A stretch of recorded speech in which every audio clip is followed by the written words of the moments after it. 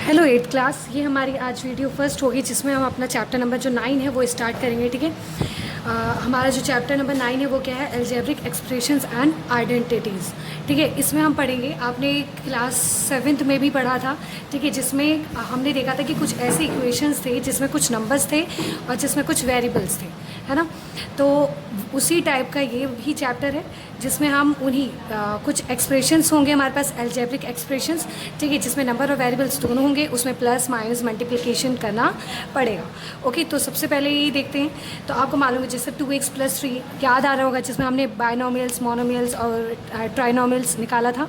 ठीक है, तो वैसे कॉफिशिएंट निकाले थे, ऐड किया था, सब्ट्रैक्ट किया था। ठीक है, उसी टाइप का सेम ये चैप्टर आपका है। ठीक है, तो ये सारे के सारे हमारे क्या हैं? एक्सप्रेशंस हैं। कौन से? अलजेब्रिक एक्सप्रेशंस हैं, जिसमें हमें क्या दिख रहा है? नंबर्स दिख रहे हैं। ठीक है, और वेरिएबल्स दिख रहा है, क्या है? x। ठीक है, जैसे 6y - 7, इसमें नंबर्स भी हैं, वेरिएबल्स भी हैं। ठीक है, तो ये हमारा चैप्टर है। इसके बाद एक चीज़ और, टर्म्स, फैक्टर एंड कॉफिशिएंट। क्या है? Terms, factor and coefficient. इसमें क्या है? कॉफिशिएंट। कॉफिशिएंट क्या होता है मैंने आपको पहले भी बताया। जैसे कि मान लीजिए कि इक्वेशन है 4x, है ना। तो कॉफिशिएंट ये किससे मल्टीप्लाई हो रहा है बेटा? 4 से। तो 4 इसका क्या होगा? कॉफिशिएंट। 4 इसका क्या होगा? कॉफिशिएंट। ठीक है, तो कॉफिशिएंट हमने पता कर लिया। अब इसके बाद इसमें आपको कुछ डेफिनेशंस लिखना है, मैं आपको बता देती हूँ कौन कौन से। ठीक है, तो इसमें सबसे पहले आपको लिखना है ये क्या है? द न्यूमेरिकल, क्या लिखा है? The numerical factor of a term is called coefficient. ठीक है, किसी भी मान लीजिए कोई फैक्टर है, ठीक है, उसका न्यूमेरिकल टर्म यानी कि नंबर में जो टर्म है ना, वो ही क्या होगा? उसका फैक्टर होगा। जैसे ये 4x है, तो हम x ना लेकर इसका न्यूमेरिकल वैल्यू लेंगे। न्यूमेरिकल वैल्यू कौन सी है? 4। तो 4 इसका क्या होगा? कॉफिशिएंट। ठीक है, जो कि इसका मल्टीप्लाई इसके साथ होगा। जैसे कि 6xy है, ठीक है, तो 6xy में हमारा कॉफिशिएंट क्या होगा? 6, क्योंकि ये न्यूमेरिकल वैल्यू इसके अंदर है। ठीक है, तो ये हमारा 6 इसका कॉफिशिएंट हो गया। तो आपको एक तो डेफिनेशन लिखनी है कॉफिशिएंट की। ठीक है, इसके बाद यहाँ पे है हमारा मोनोमियल। ठीक है, मोनोमियल में क्या होता है? इसमें हम देखेंगे algebraic expressions having only one term are called monomials. जैसे कि किसी भी एक्सप्रेशंस में कोई अलजेब्रिक एक्सप्रेशंस हमें दिया हुआ है जिसमें सिर्फ एक टर्म है। जैसे ये देखो 3x², ये एक टर्म दे रखा है, दूसरा कोई टर्म है नहीं। ठीक है, तो कोई भी अलजेब्रिक एक्सप्रेशंस ऐसा जो जिसमें सिर्फ एक टर्म हो वो मोनोमियल्स होते हैं। बाइनोमियल्स में algebraic expressions which contain only two terms, जिसमें दो टर्म्स हो। जैसे ax + 3, यानी कि इसमें एक ax देखने को मिल रहा है, एक 3। तो इस पूरे एक्सप्रेशंस में दो टर्म्स देखने को मिल रहा है। जैसे 3y - 9, इसमें दो टर्म्स मिल रहे हैं। तो ये हमारा क्या हो गया? बाइनोमियल्स हो गया। ठीक है, इसके बाद है ट्राइनोमियल्स। ठीक है, ट्राइनोमियल्स में जिसमें 3 टर्म्स देखने को मिले। जैसे a + b + c, इसमें 3 टर्म्स मिल रहे हैं। 2x + 3y - 5, इसमें 3 टर्म्स मिल रहे हैं। ठीक है, तो ये हमारा ट्राइनोमियल्स में आ जाता है। इसके बाद आता है हमारा पॉलिनोमियल्स। इसमें क्या आ जाता है हमारा? Polynomials. Under this 3 is no restriction for number of terms may be 1, 2 और 3। पॉलिनोमियल्स में कोई रिस्ट्रिक्शन नहीं होता कि कितने टर्म है, 1 हो, 2 हो, 3 हो। ये सब किस में आ जाते हैं? पॉलिनोमियल्स में आ जाते हैं। ठीक है, उसमें पॉलिनोमियल में हमें ये नहीं देखना पड़ता कि उसमें एक टर्म है, 2 है या 3 है। ठीक है, ये सारे टर्म्स चाहे एक हो, चाहे 2 हो, चाहे 3 टर्म्स हो, वो सारे क्या कहलाते हैं? हमारे पॉलिनोमियल्स। ठीक है, तो आपको एक तो कॉफिशिएंट की डेफिनेशन लिखनी है जो मैंने आपको बताया। यहाँ से कॉफिशिएंट की डेफिनेशन यहाँ से यहाँ तक लिखेंगे आप लोग द न्यूमेरिकल वैल्यू से, और एक एग्जाम्पल लिख देंगे यहाँ से। ओके, ये लिखना है आपको। चैप्टर शुरू, चैप्टर का नाम डालेंगे, चैप्टर नंबर, चैप्टर का नाम, उसके बाद कॉफिशिएंट की डेफिनेशन, उसके बाद मोनोमियल्स, बाइनोमियल्स, ट्रिनोमियल्स और पॉलिनोमियल्स का आपको ये डेफिनेशन और विद एग्जांपल्स ये आपको करना है। ठीक है, उसके बाद हम अपना चैप्टर जो आप उसके बाद आप एक्सरसाइज अपना 9.1 स्टार्ट करेंगे, ये इंट्रोडक्शन लिखने के बाद। ओके, देन इंट्रोडक्शन लिखने के बाद फिर आप अपना एक्सरसाइज शुरू करेंगे। ठीक है, एक्सरसाइज 9.1, उन डेफिनेशंस को लिखने के बाद एक्सरसाइज 9.1 शुरू करेंगे। अच्छा, क्वेश्चन नंबर फर्स्ट देखते हैं हम क्या है। हमारा क्वेश्चन नंबर फर्स्ट जो है बोल रहा है आइडेंटिफाई द टर्म। क्या बोल रहा है? Identify the term their coefficient of each of the following expressions. अब हमें पता करना है कि इसके टर्म्स बताने हैं कि कौन से टर्म्स हैं, कितने टर्म्स हैं और कितने इसके कॉफिशिएंट हैं। ठीक है, तो चल जल्दी से हम बताते हैं। इससे ऐसा क्वेश्चन हमने प्रीवियस क्लास में किया भी था। ठीक है, तो क्वेश्चन नंबर फर्स्ट है, मैं क्वेश्चन नहीं लिख रही हूँ, आप लोग क्वेश्चन यहाँ पर लिखेंगे, आपके लिए जगह छोड़ रही हूँ। ठीक है, आप लोग क्वेश्चन देख कर लिखेंगे, मैं सिर्फ फर्स्ट पॉइंट देखती हूँ। फर्स्ट है जो हमारा 5ab² क्या है? 5ab² - 3x। ठीक है, क्या है क्वेश्चन हमारा? 5ab(c² minus 3x। ये मेरा क्या है, क्वेश्चन है, ठीक है, दिया हुआ क्वेश्चन आप लोग खुद लिखेंगे। इसके बाद आंसर। अब आंसर में ना हमें दो चीज़ बतानी है, एक टर्म बताना है और एक कॉफिशिएंट बताना है। क्या बताना है, एक टर्म एंड कॉफिशिएंट। चलिए अब टर्म्स की बात करते हैं। टर्म्स में क्या आ जाएगा, इसमें दो टर्म्स आपको दिख रही होगी, एक तो ये 1 और 2, टू टर्म्स दिख रही है ना, एक ये टर्म दिख रही है और एक ये टर्म। तो आप ये दोनों टर्म्स अलग से लिख सकते हैं, (ab(c²), एक ये टर्म दिख रही है हमें और एक दूसरी टर्म क्या दिख रही है, -3x। ध्यान रहे आप इस एल्जेब्रिक एक्सप्रेशंस में जो निशान है जिसके साथ, अगर ये पॉजिटिव है तो पॉजिटिव निशान हम लगाते नहीं, और जैसे 3x सिर्फ अकेला नहीं है, 3x के साथ क्या लगा हुआ है, माइनस, तो हमने क्या लगाया है, -3x लगाया है। तो आपको ये लगाना पड़ेगा ही पड़ेगा, ओके, ठीक है। तो माइनस आपको ये -3x लगाना पड़ेगा, ओके, जो भी चीज़ है। नाउ बी पॉइंट देखते हैं, फोर्थ पॉइंट। इसके बाद ना आप लोग, मैं आपको एक दो पॉइंट्स बताऊंगी, उसके बाद आप खुद करेंगे। ए मैं आपको बता रही हूँ और दूसरा मैं आपको बता रही हूँ बी पॉइंट, बी पार्ट, ठीक है। आपको दूसरा, second part, third part, fifth और सिक्स्थ खुद से करना है, ओके। बाकी नहीं बता रही, मैं सिर्फ 2 पार्ट बताऊँगी, जो बच जाएंगे आपको वो खुद से करना है। तो आपका जो फोर्थ पार्ट है उसमें ऐसे लिखा हुआ 3 -pq + qr - rp, ये क्वेश्चन है, ठीक है। तो इसमें हमें टर्म बताना है और इसमें हमें, अच्छा एक चीज़ तो हम इसमें भूल ही गए, हमें इसमें कॉफिशिएंट भी बताना है। क्या बताना है बच्चे, कॉफिशिएंट। तो कॉफिशिएंट भी हम इसका बताएंगे, कॉफिशिएंट। अच्छा अब बताइए कॉफिशिएंट क्या है। इसके अंदर जो न्यूमेरिकल वैल्यू क्या है, 5, तो कॉफिशिएंट इसका हो जाएगा 5, इसका कॉफिशिएंट क्या हो जाएगा, 5। अच्छा अब इसका कॉफिशिएंट क्या होगा, -3x है ना, मैंने क्या बोला था, कॉफिशिएंट हमारा न्यूमेरिकल वैल्यू होता है, कॉफिशिएंट हमारा न्यूमेरिकल वैल्यू होता है, तो 3, और मैंने कहा था निशान हम भूलेंगे नहीं, -3, यानी कि इसके टर्म ये दोनों और कॉफिशिएंट ये दोनों हैं। इसके बाद फोर्थ क्वेश्चन में देखते हैं। फोर्थ पार्ट में हमारा टर्म्स बताना है। तो इसमें टर्म्स देखो, एक तो 3 है, दिख रहा है आपको एक टर्म, फर्स्ट टर्म है 3, ठीक है, कोमा लगाएंगे। सेकेंड टर्म है हमारा -pq, ठीक है। थर्ड टर्म है हमारा, प्लस तो लगाते नहीं हम, -pq तो लगा दिया पर प्लस नहीं है, तो ऐसे सिंपल qr लिख सकते हैं। और हमारा नेक्स्ट टर्म है -rp, यानी कि हमारा जो ये क्वेश्चन है कितने टर्म से, 1 2 3 4 टर्म से बना हुआ है। लिख दिया 4 टर्म्स, क्या लिख दिए, चारों टर्म्स हमने -rp लिख दिया। उसके बाद अब हमें कॉफिशिएंट बताना है, इसका भी क्या बताना है, कॉफिशिएंट्स, ठीक है। कॉफिशिएंट्स में क्या बताएंगे, अच्छा ये 3 है, ठीक है, तो इसका कॉफिशिएंट 3 तो होगा, इसके साथ कोई न्यूमेरिकल वैल्यू तो है नहीं, सॉरी वेरिएबल तो है नहीं, तो ये 3 तो कॉफिशिएंट इसका होगा ही होगा। अच्छा ये PQ है, इसके साथ आगे कोई न्यूमेरिकल वैल्यू दिख रही है, नहीं, तो ये ज़रूर 1 से हो रहा होगा मल्टीप्लाई, किससे हो रहा होगा, ये 1 से, तो इसका आ जाएगा 1 और वो भी -1, तो इसका कॉफिशिएंट हो गया -1। इसमें भी कोई न्यूमेरिकल वैल्यू बच्ची दिख रही है आपको, नहीं, तो यानी कि 0 नहीं होगा, 1 होगा। जब कोई न्यूमेरिकल वैल्यू ना दिखे तो वो 1 होता है, ठीक है, कॉफिशिएंट उसका क्या होगा, 1। इसमें भी कोई न्यूमेरिकल वैल्यू दिख रहा है, कोई 1 2 3 में कुछ दिख रहा है, नहीं दिख रहा, सिर्फ r और p दिख रहा है, तो इसका भी कॉफिशिएंट क्या होगा, 1, वो भी माइनस का है, तो माइनस का लगाना नहीं भूलेंगे, ठीक है। तो जहाँ माइनस है मैंने वो माइनस लगाना नहीं भूला है, और प्लस है तो पॉजिटिव में ही आपका आंसर होगा, ठीक है। तो क्वेश्चन नंबर फर्स्ट आपका कंप्लीट होता है ना। क्वेश्चन नंबर 2 आपको कैसे करना है, ये ध्यान दीजिएगा। देखो इसमें classify the following as monomials, binomials and trinomials. Which polynomials do not fit in any these categories? अच्छा अब हमें ना ये कुछ क्वेश्चंस दिए हुए हैं, इधर बहुत सारे पार्ट है, 1 2 3 4 अलग अलग है, कोमा से अलग किया हुआ है, ठीक है।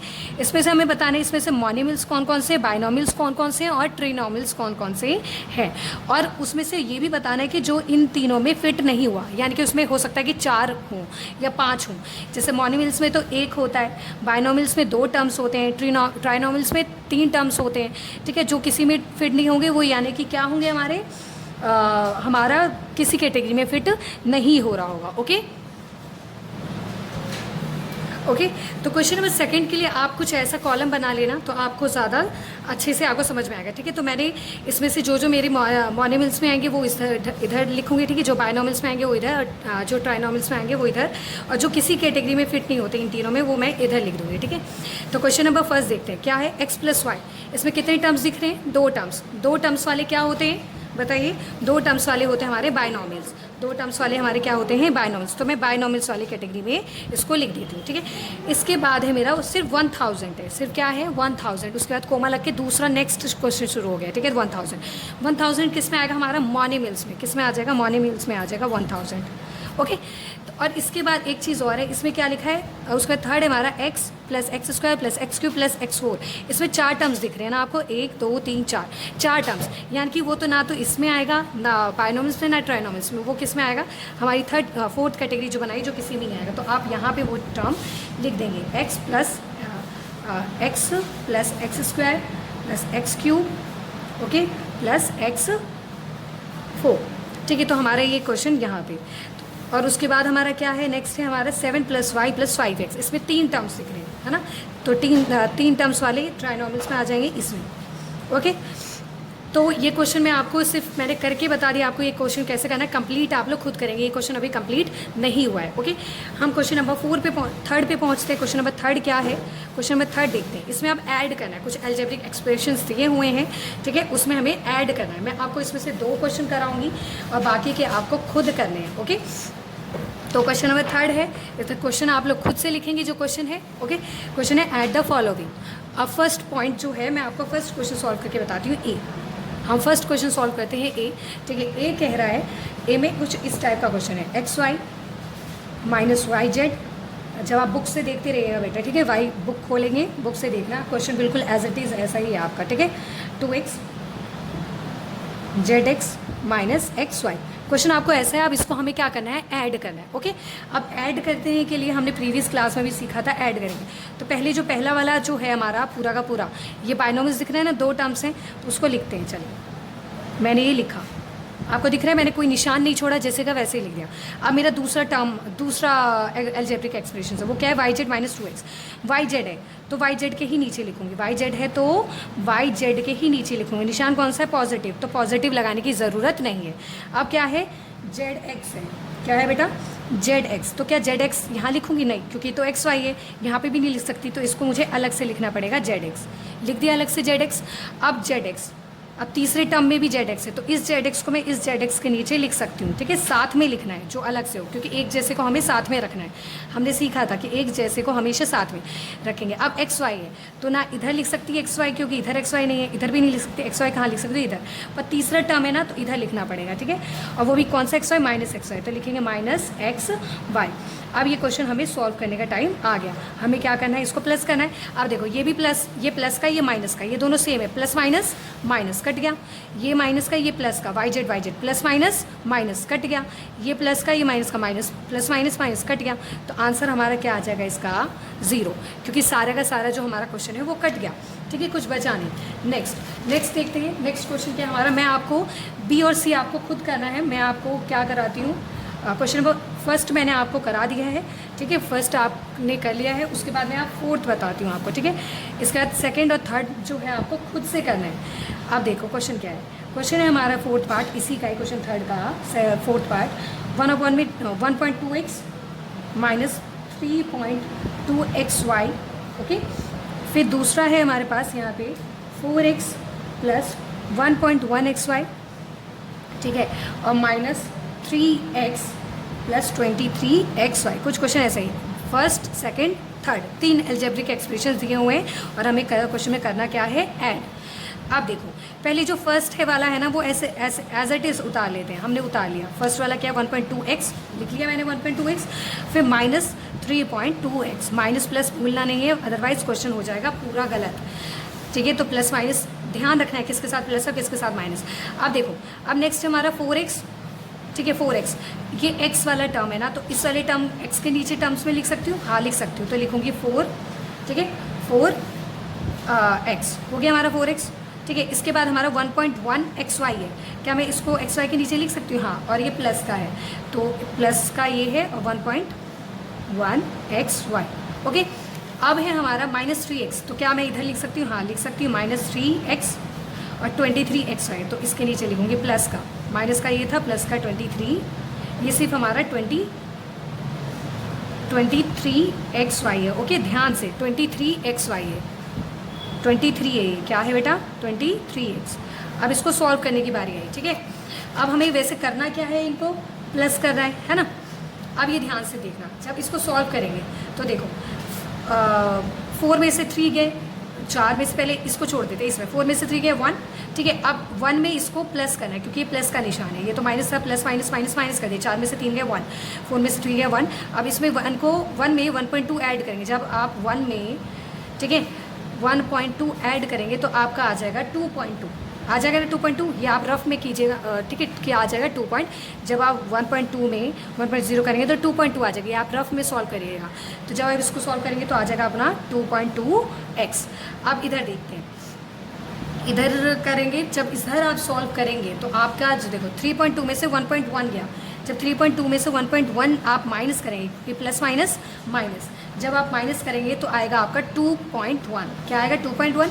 और जब 2.1 में से माइनस का निशान, जब आप इसको सॉल्व करेंगे तो 2.1 और वो भी निशान बढ़ेगा तो माइनस 2.1 आ जाएगा। और उसमें से 23 पॉइंट माइनस करेंगे तो आपका आंसर आ जाएगा क्या 9 पॉइंट आ जाएगा हमारा 0.2। यानी कि हमारा जो ये रफ में आप सॉल्व कीजिएगा ये सब, ठीक है। तो हमारा आंसर यहाँ पे आ जाएगा और आंसर आ जाएगा हमारा प्लस 20.9xy। ओके, तो इसके साथ ही हमारा क्वेश्चन कंप्लीट होता है ना। क्वेश्चन नंबर 4 में हमें करना है सब्ट्रैक्शन, ठीक है। सब्ट्रैक्शन में, सब्ट्रैक्ट में मतलब माइनस करना है हमें, ठीक है। इसका क्वेश्चन आप लोग खुद से लिखेंगे। मैं फर्स्ट पॉइंट ए पॉइंट जो है आपका क्वेश्चन सॉल्व करके दिखा देती हूँ, ठीक है। जो फर्स्ट क्वेश्चन है ये देखो, हमें सब्ट्रैक्ट करना है 4a - 7ab + 8b + 12। इसको माइनस करना है किसमें से 8a - 9ab + 5b + 3, यानी कि इसमें से इसको माइनस करना है। ये बड़ा है और ये छोटा, ठीक है। तो माइनस करना है तो हम माइनस करते हैं। तो पहले हमारा जो क्वेश्चन है वो हम लिखते हैं। तो हमारा क्वेश्चन है 4a - 7ab + 8b + 12, ठीक है। और सब्ट्रैक्ट किससे करना है, फ्रॉम, किससे माइनस करना है। हमारे पास है 8a - 9ab, ओके, + 5b